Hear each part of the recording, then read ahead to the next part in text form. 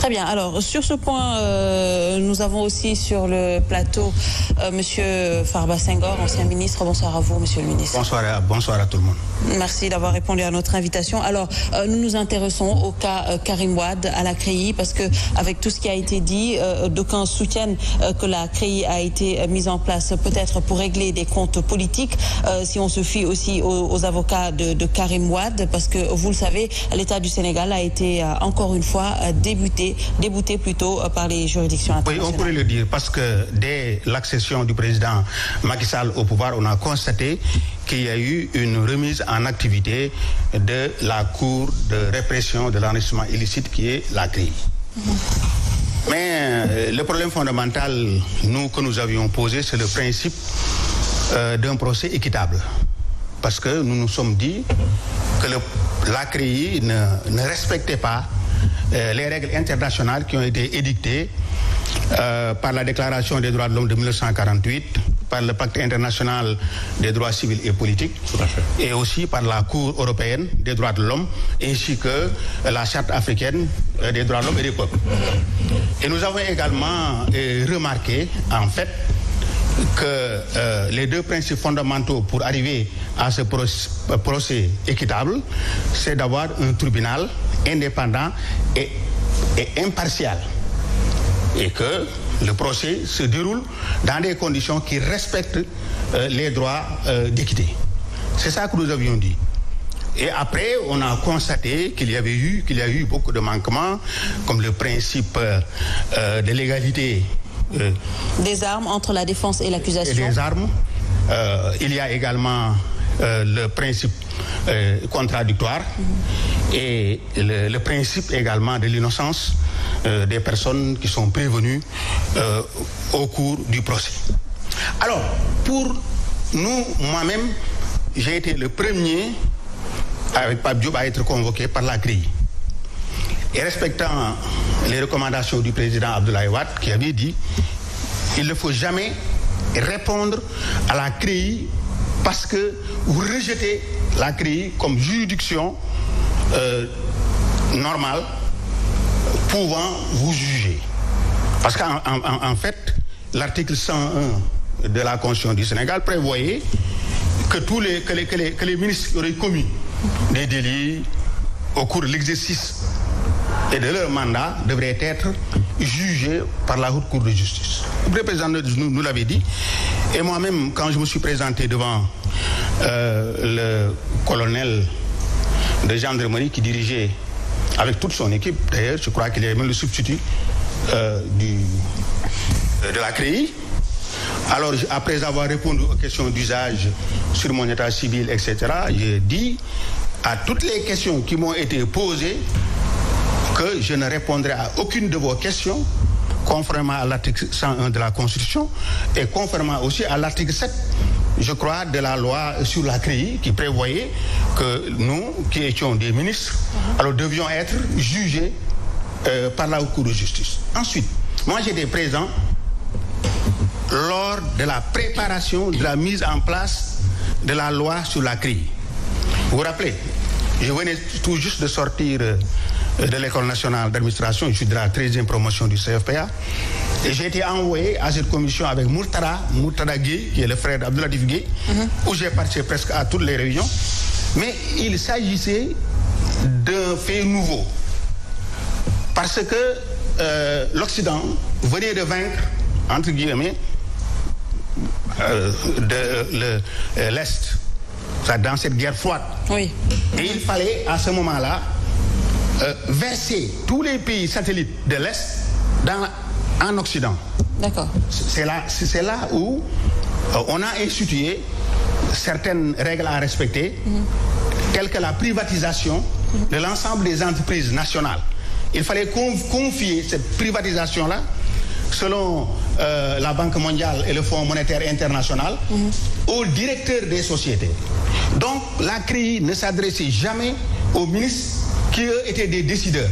C'est dans ces conditions que la CREI a été créée. Donc, en fait, on peut dire que son rôle a été dévoyé avec nous, quand nous sommes arrivés, nous sommes tombés. Et je pense que c'est la poursuite même, c'est dans la logique de la lutte qu'il y avait entre nous au pouvoir et l'ancien pouvoir. Pour le cas de Karim Wade. Oui, justement. Pour le cas de Karim Wade. Oui. Alors moi, quand je me suis présenté, j'ai dit je ne réponds pas, suivant les instructions du président Abdoulaye Wade. Karim Wade, quand il est venu, il s'est courbé devant le colonel, il a dit avec tout le respect que je vous dois. Et bien avant ça, le matin, il avait demandé autorisation à son père de répondre aux questions. Et son père lui-même nous avait regroupé 10 personnes, Ousmane Ngom et les autres, et nous avait instruit de ne pas répondre. Donc je crois que quand on ne reconnaît pas une instruction, une institution, une juridiction, il ne faut pas s'y soumettre. Il a répondu aux 120 questions qui lui ont été posées. Ce sont ces 120 questions posées pendant la période préparatoire du jugement que le procureur a repris, procureur spécial. C'est ce qui a été repris en instruction.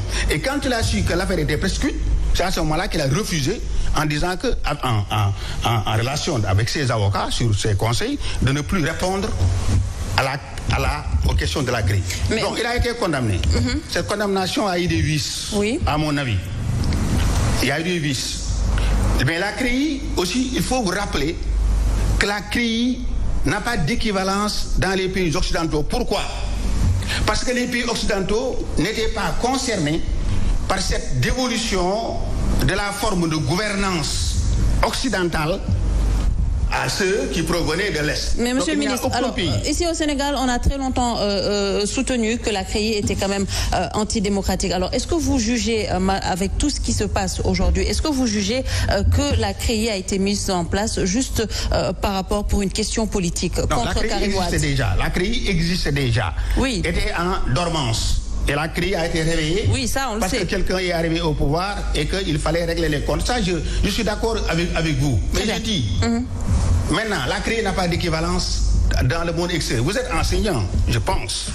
Vous savez que ceux qui ont obtenu des diplômes ici dans plusieurs écoles, institutions sénégalaises qui ne sont pas reconnues en France, 1000 fois qu'ils se seraient présentés devant les autorités de ces pays-là, ils ne seront jamais reconnus. Très bien. Donc, le jugement fait et terminé par là, s'il vous plaît, ne pourra jamais être reconnu par ces pays-là. Vous y allez 10 fois, 1000 fois. Mais le problème fondamental, c'est que Karim a accepté d'être jugé. Oui.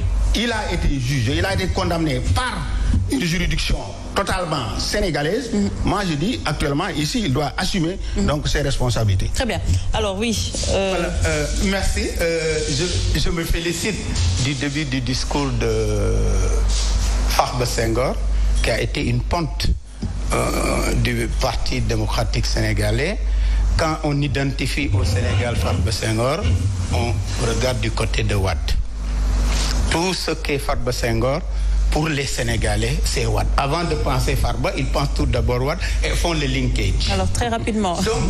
Donc je dis, il doit toujours, dans son raisonnement, être cohérent avec lui-même.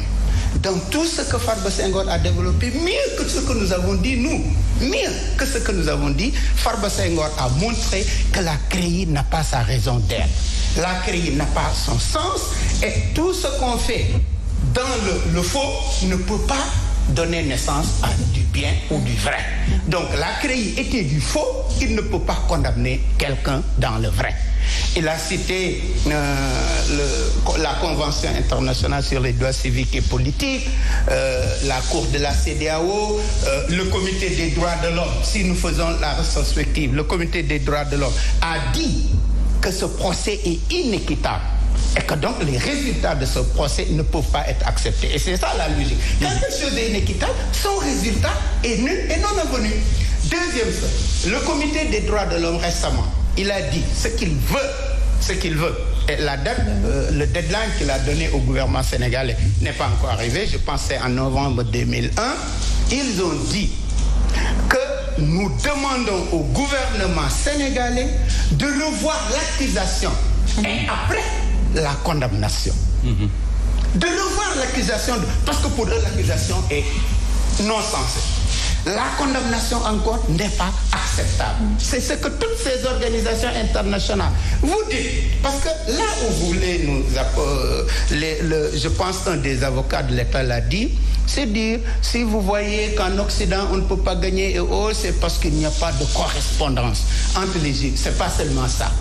Le droit international, si nous, Sénégalais, nous ratifions des conventions et traités, si autres pays ratifient des conventions et traités, c'est que nous considérons qu'il y a un dénominateur commun, qu'il y a des référents généraux sur lesquels nous tous nous sommes d'accord. Donc il ne faut pas qu'on essaie de tromper les gens en disant, si les autres tribunaux n'acceptent pas, c'est parce qu'il n'y a pas de correspondance. Non, c'est faux. Les autres tribunaux n'ont pas accepté parce qu'ils respectent le droit international. Le droit international dit que quand on amène quelqu'un dans un tribunal, il doit avoir les mêmes armes entre l'accusation et la défense. Il doit pouvoir se défendre en un autre niveau de juridiction. Ça veut dire juridiction d'appel. C'est ça les lois internationales. Et ces tribunaux condamnent et refusent de faire, comment dirais-je encore, d'accepter l'arrêté, le jugement de la CREI, parce que cela ne répond pas aux règles reconnues et acceptées par le droit international. C'est pas autre chose. Parce que le Sénégal se comporte comme un État voyou et ils ont dit que nous n'avons pas affaire à un État voyou. Très bien. Merci à vous. Merci à vous, monsieur. Merci à vous, monsieur Dione. Alors, vous voulez rajouter très rapidement quelque chose? Oui, ce que je voudrais rajouter, surtout pour la fin, c'est que ce dont tout le monde convient, c'est la nécessité de réformer la CREI ou d'aller même vers sa suppression. Très bien. C'est Anatole France qui disait que la justice, c'est la somme de toutes les injustices établies et constatées. Il faut toujours partir de l'empirique, de l'expérience qui a été vécue à travers la CREI et des insuffisances dans son fonctionnement pour maintenant soit aller vers une réforme en profondeur ou aller vers purement et simplement sa suppression et sa fusion dans le cadre d'une chambre de droit commun et spécialisée dans la délinquance financière. Très bien. C'est ça, c'est conformer aux standards internationaux. Alors, merci à vous d'avoir répondu à notre invitation. Malheureusement, nous sommes pris par le temps. C'est tout pour ce soir. On se retrouve demain. Tout de suite, la grande édition.